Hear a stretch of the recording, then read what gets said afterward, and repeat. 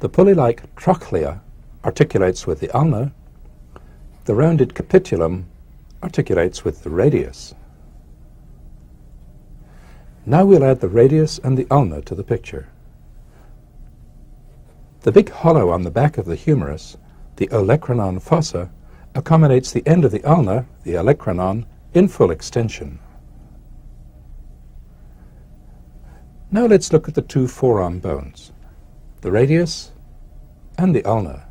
They're different in that the ulna is bigger proximally, the radius is bigger distally. They're also different in that the radius rotates, the ulna doesn't. The two bones are held together by two radio-ulnar joints, the proximal and the distal.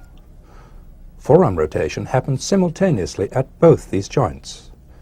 The two bones are also held together along most of their length by the strong but flexible interosseous membrane, which prevents the two bones moving lengthwise relative to each other. Let's look at the proximal ends of the radius and the ulna. We'll look at the ulna first.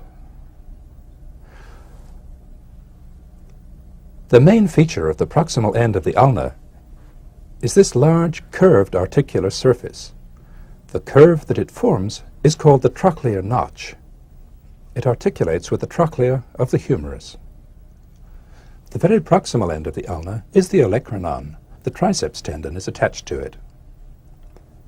This projection is the coronoid process. Distal to it, this rough area, the ulnar tuberosity, marks the insertion of the brachialis tendon.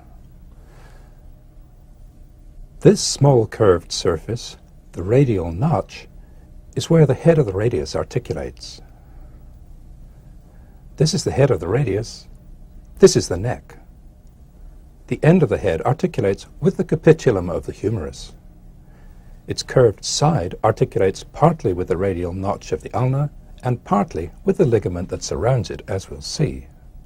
Just distal to the neck is the radial tuberosity, which is the insertion for the biceps tendon. Now let's look at this unique joint where two quite different things happen. The humerus articulates with the forearm bones to form the elbow joint, and the forearm bones articulate with each other to form the proximal radio-ulnar joint.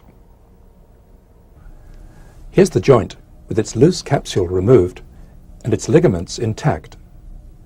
Here's the front of the joint in extension,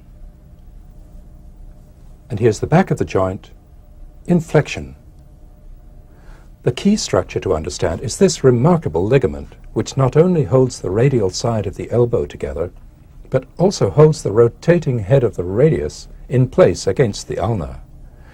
It has two parts. This part is the radial collateral ligament.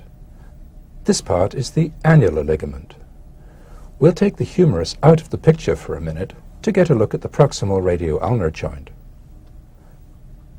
Here's the trochlear notch of the ulna. Here's the head of the radius, seen end on. The annular ligament, together with the radial notch of the ulna, provides a perfectly fitting socket for the head of the radius to rotate in. Here's the annular ligament with the radial head removed.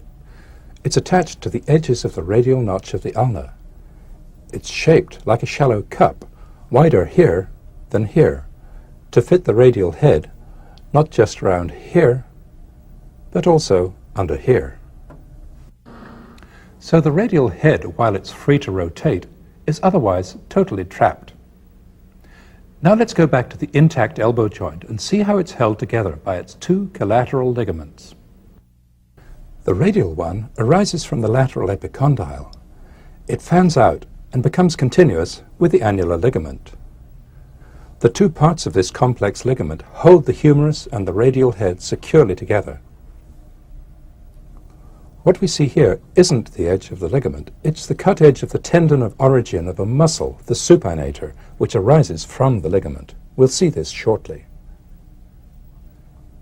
Here's the ulnar collateral ligament. It arises from the medial epicondyle and fans out in a triangle. It's attached to the ulna all along the medial side of the trochlear notch.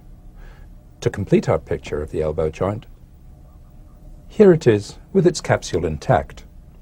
The capsule is thin and baggy in front and also behind to allow a full range of movement. There's also a very flexible sleeve of joint capsule here between the annular ligament and the neck of the radius.